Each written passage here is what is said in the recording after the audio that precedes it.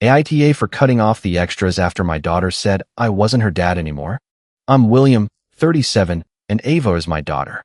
Since my divorce from her mother, Marissa, I've tried to be the steady parent. I kept the schedule. I showed up for school events. I answered teacher emails.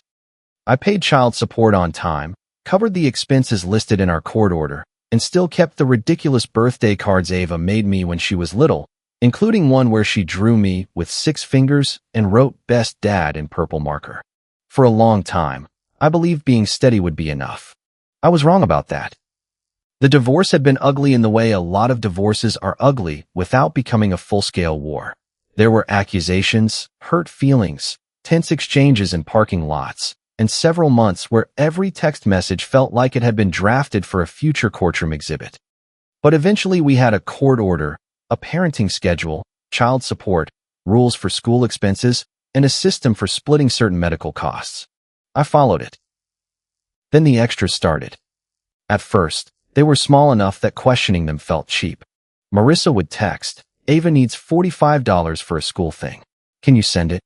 Or, "Her phone bill jumped this month and she needs reliable contact with both of us."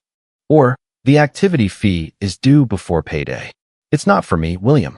It's for Ava." That last line became her favorite. It's for Ava. A weekend camp deposit? For Ava. A new pair of shoes after Marissa said Ava had outgrown the ones I bought 3 months earlier? For Ava. Money toward Marissa's car payment because the transmission repair had wiped her out and Ava needed reliable transportation. For Ava. Extra cash for a concert weekend? For Ava. I almost always paid. Not because I was rich. I wasn't. I just hated the idea that Ava might miss something because 2 adults were fighting over who technically owed what. And I had another reason, one I didn't like admitting even to myself. I wanted peace. Every time I paid an extra request without arguing, Marissa was easier to deal with for a week or 2. Pickups went smoother. She answered messages faster. Ava didn't get pulled into conversations about money. At least that was what I told myself. Then Marissa married Cole. Cole was 39, loud in a way that passed for confidence, always smiling a little too broadly when other people were around. He had an answer for everything and a story about something bigger he had done. Bigger vacation, better seats, better restaurant, better gift. At first, I tried to like him. I really did. If another adult was going to spend a lot of time around my daughter, I wanted that person to be good to her. And Cole was good to Ava, at least on the surface. He took her to concerts. He surprised her with trendy sneakers. He showed up with flowers after school performances. He posted pictures of the 3 of them doing things I usually heard about after the fact. Ava loved it. Her social media started filling with captions like "Best Bonus Dad," and "Cole always comes through." Meanwhile, I was the parent asking whether homework was done, whether she had packed her retainer, whether a new school event conflicted with my scheduled weekend. I became the boring one. At first, I told myself that was fine. Teenagers were supposed to find their parents boring. Then the comments changed. Cole doesn't make everything a lecture.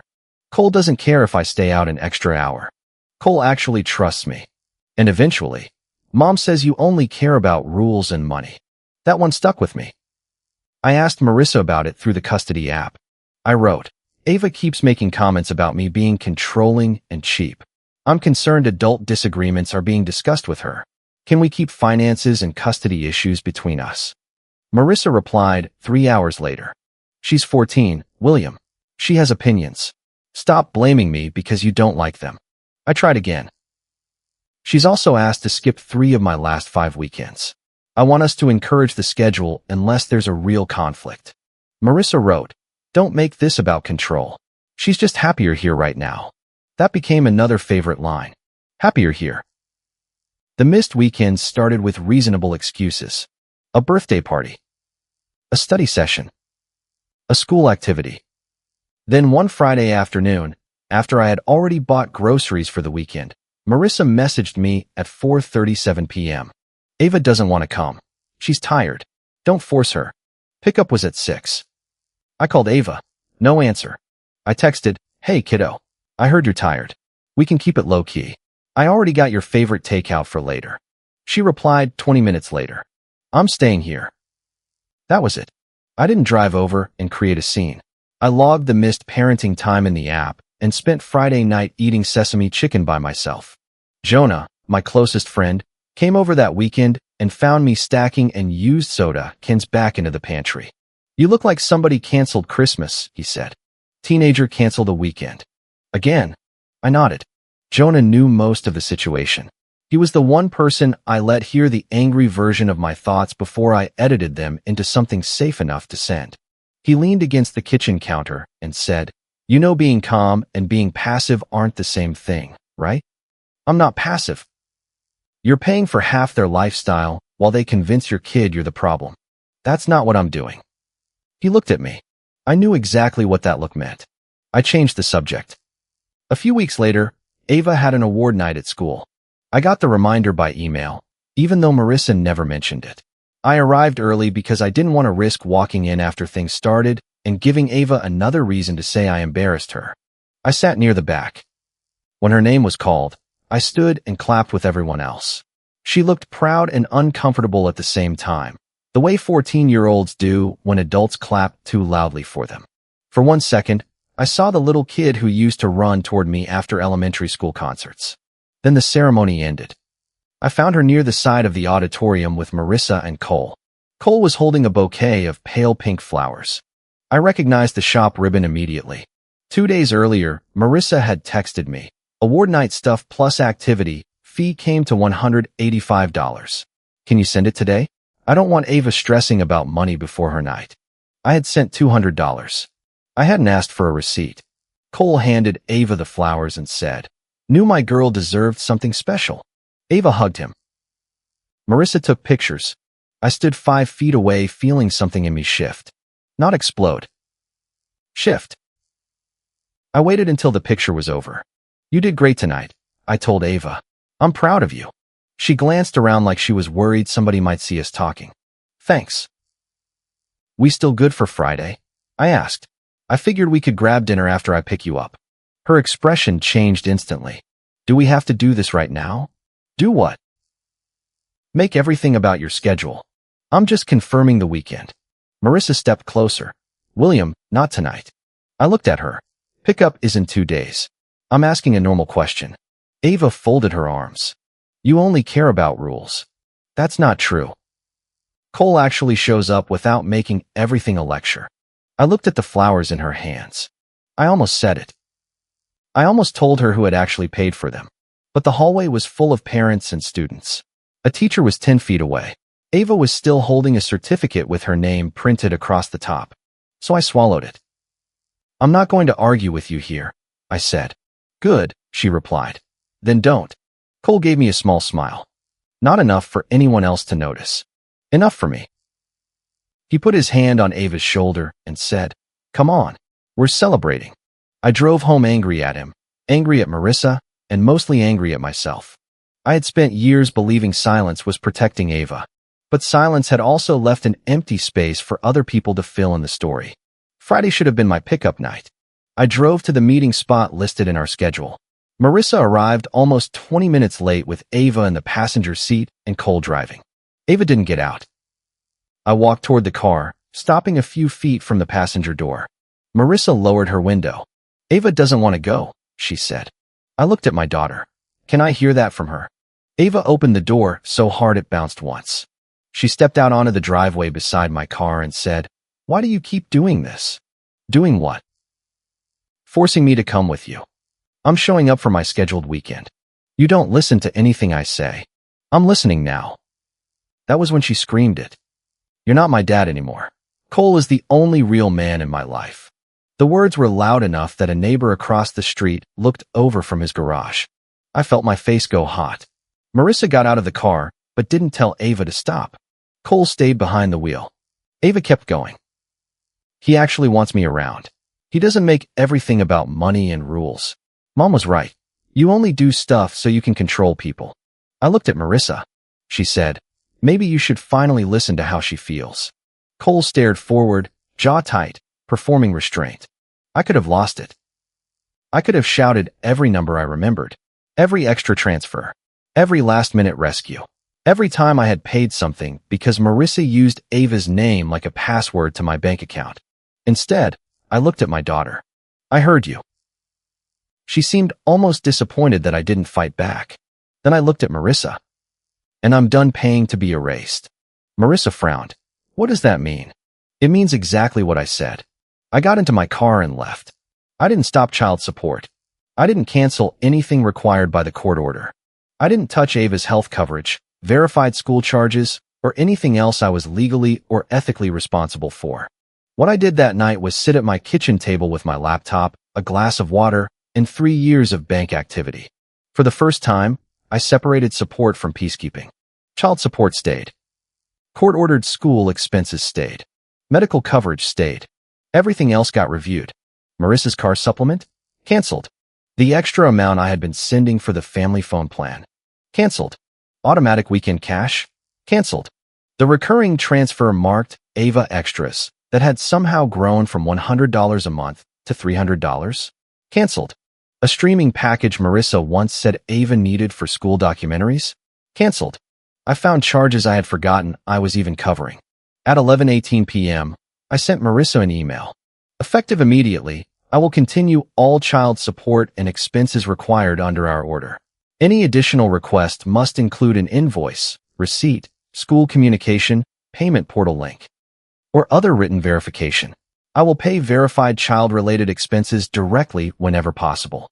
All financial and parenting communication should go through the custody app or email. I read it twice before sending. Then I added one sentence. I am not cutting Ava off. I am cutting off expenses nobody has been willing to explain. At 11:31, my phone rang. Marissa. I let it go to voicemail. Then again.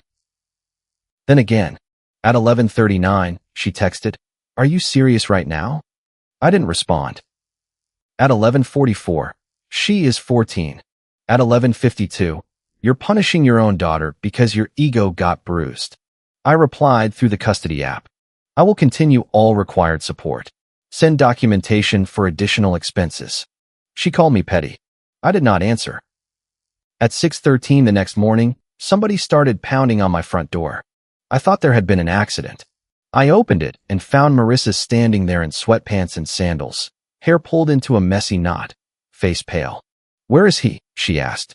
I stared at her. Who? Cole. How would I know? She pushed both hands over her face. He left. I glanced past her. Her car was running at the curb. What do you mean left? He's not answering me. Okay. That's all you have to say? I don't know what you want me to say. She stepped closer. I need you to transfer the money back. There it was. Not where is Cole. Not Ava is upset. The money. What money? I asked. The extra amount. The usual amount. No. William, don't do this today. I'm not doing anything. Send me an invoice for whatever Ava needs. It's not that simple. Then explain it. Her story changed 3 times in less than 10 minutes. First, Cole was running errands, and she was overreacting. Then he had gone to cool off after they argued. Then she admitted he had withdrawn money from an account they used for household expenses and Ava's upcoming activities. How much? I asked. She looked away. Marissa. It was supposed to be replaced. By who? Silence. By me. I asked. It all moves around, okay? We have bills. Ava has things coming up. I knew you were sending the extra transfer. I stared at her. She immediately changed tactics. You don't understand what this will do to Ava if she finds out. No, I said. I'm starting to understand exactly what all of you did to Ava. Her eyes hardened. Don't act superior. You think money makes you a good father? No, but apparently it made Cole look like one. That landed. She didn't answer. I felt something cold settle in my stomach. Go home, I said. Send any legitimate Ava expense through the app. You're really going to leave us like this? I'm not leaving Ava anywhere. I closed the door. For the next 2 hours, I went through my records. I started with the obvious transfers. Ava activity, $240. Urgent school thing, $175. Phone bill help, $130. Weekend costs, $300. Camp deposit, $425. Then I cross-checked dates against texts, school emails, and the custody app. The pattern was worse than I expected. The urgent school thing had been requested on a Tuesday. The school payment portal showed no charge that week. The sneakers Ava had posted online with the caption, "Cole surprised me," had appeared 2 days after I sent $220 for new activity gear. The concert tickets Cole gave her for her birthday lined up with 2 transfers Marissa had requested for birthday costs and school clothes. The flowers from award night were almost definitely part of the $200 I had sent Marissa. I searched old voicemails. That was where I found one I had completely forgotten. Marissa's voice, rushed and low. "Hey, I got the payment, thank you. And please don't tell Ava you covered that. It'll embarrass Cole. He's trying to bond with her, and I don't want this turning into some weird competition." I played it 3 times. Then I found a text from 6 months earlier. Me, "Did the camp deposit go through?" Marissa, "Yes. Cole handled it." Me, "I sent you the deposit yesterday." There was a long gap before her response. Marissa, "I mean he submitted it. Please don't make this a thing." I sat back in my chair. It wasn't one lie. It was a system. My money went in. Cole's reputation came out. Ava saw him as generous. I looked strict. And whenever I questioned anything, Marissa accused me of making money a problem. That afternoon, an email hit my inbox from Marissa. The subject line was simply "Forward, account." I opened it expecting another demand. Instead, she had accidentally forwarded part of an old email thread between herself and Cole. I don't know whether she was panicking, whether she meant to forward only an attachment, or whether she just didn't notice the chain underneath. But there it was. A message from Cole. "He's too scared to lose her. He'll keep paying and let me look like the hero." I stopped breathing for a second. Below that, "As long as she thinks I'm the one providing, she'll pick us every time." And then the line that changed the entire situation for me. "Once she stops wanting him involved, push the savings account again. There's no reason he should control that money if she lives with us anyway." I reread the thread from the beginning. Marissa had responded, "Don't push too hard. If he gets suspicious, he'll lawyer up." Cole replied, "He won't. He'd rather pay than fight." My hands started shaking. Not dramatically, just enough that I had to put the phone down. I had spent years telling myself I was keeping the peace. Cole had correctly identified that as fear. Fear that if I made Marissa angry, she would make access to Ava harder. Fear that if I challenged every dollar, Ava would hear that Dad was cheap again. Fear that if I pushed back too hard, I would lose what relationship I had left. And because I was afraid of losing her, I had helped finance the story that I already had. I called Jonah. He came over that evening with coffee and the kind of expression that told me he knew it was bad before I showed him anything. I handed him printouts. He read the email thread once, then again. "Okay," he said. "That's all you've got?" "No. I've got about 20 things I want to say, but most of them would get you in trouble if you listened to me." I laughed once. It didn't feel good. He tapped the page. "You cannot go after Ava over this." "I know." "She said something awful." "I know." "She's responsible for the words. But the adults built the stage." I nodded. He pushed the papers back toward me. "Don't swing at the puppet. Cut the strings and show who was holding them." The next morning, I called Rebecca.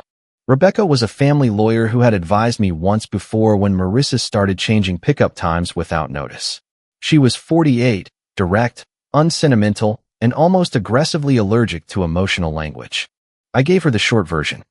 Then I sent the documents. She called me back an hour later. "First," she said, "do not stop required support." I didn't.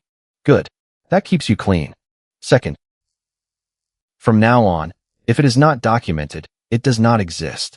I already told her I need invoices. "Good. Pay legitimate extras directly when practical. School portal, provider, activity organization. Avoid cash transfers when you can." I looked at the forwarded email on my screen. "What about this?" "That is more important than the money. The money is the whole reason." "No," she cut in. "The issue is not a teenager insulting you. The issue is adults benefiting from financial deception while potentially interfering with parenting time and shaping your child's perception of you. The savings account reference matters too. What do I do?" "You document. You request mediation. You preserve every message. You do not insult Marissa. You do not insult Cole. You do not send Ava the email thread. You do not turn your daughter into a witness. I exhaled. That feels very satisfying. It isn't supposed to feel satisfying. That was sarcasm. I know. There was a pause. Then she said, the cleanest revenge is becoming impossible to misquote. That stuck with me. So I became boring. Painfully boring. Marissa called. I replied through the app. She sent, can you just transfer $350 for Ava's weekend stuff? I replied, please send the invoice or payment link. She wrote, there isn't an invoice for every little thing. I replied, then list the expense and amount. No answer. Elaine, Marissa's mother, left me a voicemail. I don't know what kind of father punishes his child because she hurt his feelings, but you should be ashamed of yourself. I saved it. An hour later, Ava texted me. Mom says you ruined everything. I stared at that message for a long time. My first draft was too angry. My second draft was too defensive. What I finally sent was, I'm sorry you're hurting. I love you. I'm still paying for everything I'm responsible for. I won't argue with you through messages. We can talk with a counselor when you're ready. She replied, whatever. Then nothing for 3 days. In the meantime, I built a record. Custody app logs showing missed weekends. Screenshots of last-minute cancellations. School emails showing I had attended events and answered teacher messages. Bank statements with every extra transfer highlighted. Receipts I could match to things Cole had publicly claimed as gifts. The voicemail about hiding my payment from Cole. The text telling me not to tell Ava I paid. The forwarded email where Cole spelled out the strategy in his own words. Rebecca had me write a formal letter stating that I would continue all support obligations, continue paying verified expenses for Ava, and would no longer provide undocumented cash transfers or subsidies unrelated to the court order. I had it notarized. Not because notarizing it magically gave it special power, but because Rebecca wanted a clean dated record of what I was doing and why. We requested mediation and raised concerns about interference with parenting time, financial misrepresentation tied to Ava, and the need for counseling. Cole resurfaced the day after he disappeared. According to Marissa, he had needed space. According to the bank activity she later had to disclose, he had also needed several $100s for a personal debt payment that had nothing to do with Ava. He and Marissa stayed together, at least for the moment. That surprised Jonah. People will protect the story long after the facts are dead, Rebecca said when I mentioned it. The mediation happened a few weeks later. I arrived with Rebecca and copies of everything. Marissa brought Ava, Cole, and Elaine.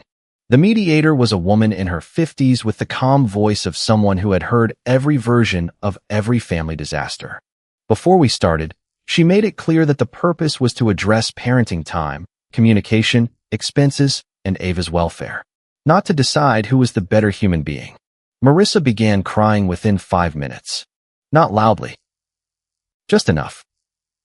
She said I had financially retaliated after Ava expressed her feelings. She said I had always been controlling about money. She said Ava had become anxious because she didn't know whether activities would be paid for anymore. I didn't interrupt. Then Cole spoke.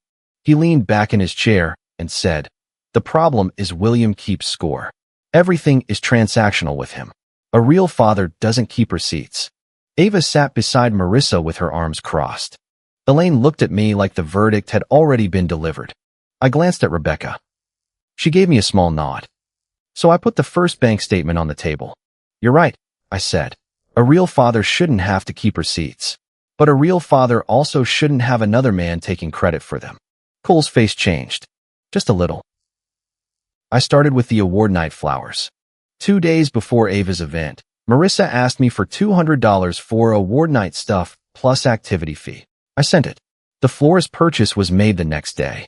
Marissa immediately said, that proves nothing. By itself, no. I put down another page. The sneakers Ava thanked Cole for online were purchased after I sent $220 for activity gear. Another. The camp deposit Cole told Ava he covered was paid the day after I transferred $425 specifically for camp. Another. The urgent school thing I paid $175 for does not appear anywhere in the school portal or school emails. The mediator looked at Marissa. Can you explain that charge? Marissa said, There are expenses that don't go through the portal. Which expense was this? I don't remember. I played the voicemail. Marissa's recorded voice filled the room. Please don't tell Ava you covered that. It'll embarrass Cole. He's trying to bond with her. Ava uncrossed her arms. She looked at her mother. Mom. Marissa turned toward her. It wasn't like that. I didn't respond. I showed the text where Marissa told me not to tell Ava I had paid for another expense.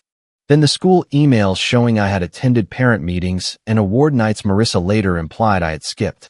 Then the custody app logs. 5 missed weekends in 4 months. 3 last-minute cancellations. 2 messages from me asking for makeup time that received no answer. Cole interrupted. This is exactly what I mean. He comes in here with spreadsheets and thinks that makes him a dad. Rebecca said, let him finish. Cole looked at the mediator. He's obsessed with control. I looked at Ava. She wasn't glaring anymore. She looked confused. That was harder to see than anger. I took out the forwarded email. This is the part one didn't know existed until after I stopped the extra payments. Marissa's face went white. Cole sat forward. Where did you get that? You sent it to her. She forwarded it to me. That was private. Rebecca said, it was received directly by my client. We are not debating that here. I slid the printed page across the table. The mediator read it silently first. Then she asked, Ava, do you want a break before we continue? Ava shook her head. I want to know what it says. Marissa reached for her arm. Ava. She pulled away. The mediator did not perform the email like a dramatic courtroom reading. She simply summarized the relevant language. Cole believed I would keep paying because I feared losing Ava, that he could look like the provider, that Ava would choose their household if she believed he was the one providing, and that they could later pressure me about the savings account. Ava stared at Cole. He said that. Cole looked at me instead of her. This is being twisted. I said nothing. Ava asked again. Did you say that? It was a private conversation between adults. That's not what I asked. Marissa started crying harder. Everybody says things when they're frustrated. Ava looked at her. You knew? Marissa wiped her face. I was trying to keep the family stable. I finally spoke. By letting her think I wasn't supporting her. Marissa snapped. You are destroying my family right now. No, I said. I stopped funding the lie, and the lie collapsed by itself. The room went quiet. Even Elaine didn't have anything to say. The rest of mediation was not cinematic. It was paperwork, dates, procedures, and uncomfortable facts. Rebecca requested that all parenting communication remain in the custody app, that the existing schedule be followed, that missed parenting time be documented and addressed, and that counseling be arranged for Ava with a neutral professional experienced in high-conflict co-parenting. She also made it clear that if the interference continued, I would seek formal court enforcement and ask the court to consider the documented pattern. For expenses, the new rule was simple. I would keep paying everything required under the order. Verified extras for Ava could be discussed. Whenever possible, I would pay the school, provider, or activity directly. No more vague cash requests. No more car subsidies. No more household rescue transfers. No more urgent school things that didn't exist. Cole objected to being discussed as though he were some kind of fraud. Then the mediator asked him directly what had happened to the money he withdrew the morning after I stopped the extra transfers. His answer was a long explanation involving bills, timing, household pressure, and a debt he said he had intended to repay. It wasn't illegal supervillain money. It was worse in a way because it was ordinary. He had used household funds to cover personal obligations, counting on more money coming in. My money. The money I sent because I thought I was helping Ava. Afterward, we stood in the hallway while Rebecca finished speaking with the mediator. Elaine came over to me. For weeks, she had been leaving messages accusing me of abandoning Ava. Now she wouldn't quite meet my eyes. I didn't know, she said. I was too tired to enjoy it. You could have asked. She nodded once and walked away. Ava came out a few minutes later. Marissa and Cole were behind her.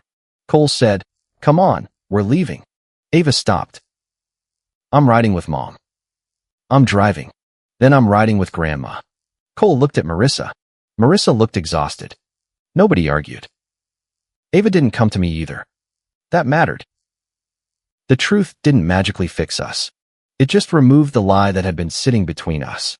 There was still the fact that she had screamed in my driveway that I wasn't her father. There were still months of missed weekends. There was still my own part in it. Years of choosing quiet payments over difficult conversations. The next week, Ava sent me a text at 9:46 p.m. I didn't know you paid for all that. I read it several times before answering. I know, but now you do. A minute later, 3 dots appeared. Then disappeared. Then came back. Finally, she sent, Mom said you always complained about money. I wrote, sometimes I asked where money was going. That's different from not wanting to support you. She replied, okay. That was all. No apology. No huge emotional breakthrough. Just okay. Our first counseling session was awkward enough that I almost laughed. Ava stared at the carpet for most of it. I talked too much at first. The counselor stopped me and asked Ava what she wanted me to understand. Ava shrugged. Then she said, I thought he didn't want me around unless it was his weekend. That hurt more than the driveway. I asked, why did you think that? She looked at the counselor instead of me. Because every time there was something fun, Mom said Dad was making it difficult or asking questions or saying it wasn't his responsibility. I wanted to defend myself point by point. The counselor stopped me before I started. You'll get your turn, she said. So I listened. That became the beginning of rebuilding. Not proof. Not closure. A beginning. The parenting schedule resumed slowly. Our first full weekend back was painfully normal. I picked Ava up Friday evening. She got into the car and said, can we not talk about everything right away? Absolutely. We drove 20 minutes in near silence. I asked what she wanted for dinner. She said, I don't care. I named 3 places. She chose the same takeout we used to get when she was 10. At home, she sat at the kitchen counter scrolling on her phone while I unpacked containers. At one point, she looked at the old purple birthday card still stuck to the side of the refrigerator with a magnet. You still have that? Unfortunately. She almost smiled. Why unfortunately? You gave me 6 fingers. You probably had 6 fingers back then. That would have been medically significant. She rolled her eyes. It was the first normal exchange we had had in months. Later, we watched half a movie before she got tired and went to bed. At the hallway, she stopped. Dad, yeah. I'm still mad about some stuff. I know. And I don't know what I'm supposed to believe about everything. You don't have to decide all of it tonight. She nodded. Then she said, I shouldn't have said you weren't my dad. I could tell the sentence cost her something. I didn't make her repeat it. I'm glad you said that. She looked at the floor. I was really mad. I know. Mom said, you don't have to explain it tonight. She looked relieved. I added, but we will talk about it. What you said hurt me. Being manipulated doesn't erase the impact of your words. She nodded again. Okay. Then she went to bed. A few days later, Marissa sent me a message through the app. Can you please restore the extra payments just until things settle down? I'm trying to keep Ava's routine normal. I read it while standing in line at a grocery store. For once, I didn't feel angry. I felt clear. I replied, I will continue child support and all legitimate expenses for Ava. Send documentation for any additional child-related cost. I will not resume household subsidies or undocumented transfers. She answered almost immediately. You're still punishing us. I wrote, I'm not responsible for funding your household. Then she called. I let it ring. A minute later, she sent, can you please stop being so cold? Things are falling apart. That one almost got me. Old habits are powerful. For years, if Marissa sounded desperate enough, I found a way to pay something, fix something, smooth something over. I thought helping meant preventing every crisis. But some crises only existed because I kept preventing consequences. So I typed one final response. Things settled the moment I stopped paying for people who were teaching my daughter to hate me. I will always support Ava. I will not fund that again. Then I put my phone back in my pocket. Rebecca later filed to enforce the parenting schedule formally because the missed time needed to be addressed on the record. Counseling continued. Communication stayed inside the custody app. The savings account remained under the same protected arrangement instead of being transferred to Marissa or Cole. Cole's relationship with Ava changed fast. Not because I told her to hate him. I never did. But the image cracked. She started asking him questions he didn't like. She noticed when his stories didn't line up.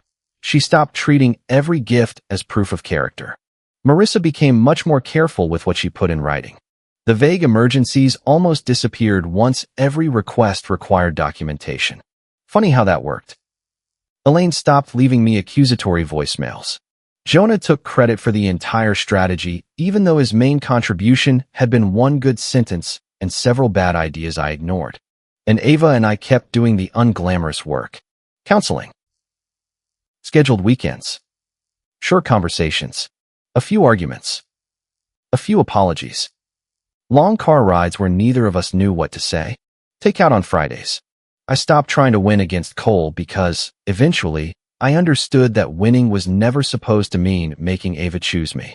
The real problem was that Marissa and Cole had turned love into a scoreboard, and I had unknowingly kept feeding the machine every time I paid to avoid conflict. I still pay child support. I still cover the expenses I'm supposed to cover. If Ava needs something legitimate, I pay my share, and often more if it makes sense. The difference is that now I know where the money is going. More importantly, Ava knows too. I don't ask her to thank me for it. I don't send receipts to prove I love her. But I also don't let anyone use my silence as evidence that I don't. For the first time since the divorce, I wasn't begging to be respected. I was requiring it. If you liked it, don't forget to leave a comment and support the channel by subscribing. See you in the upcoming stories.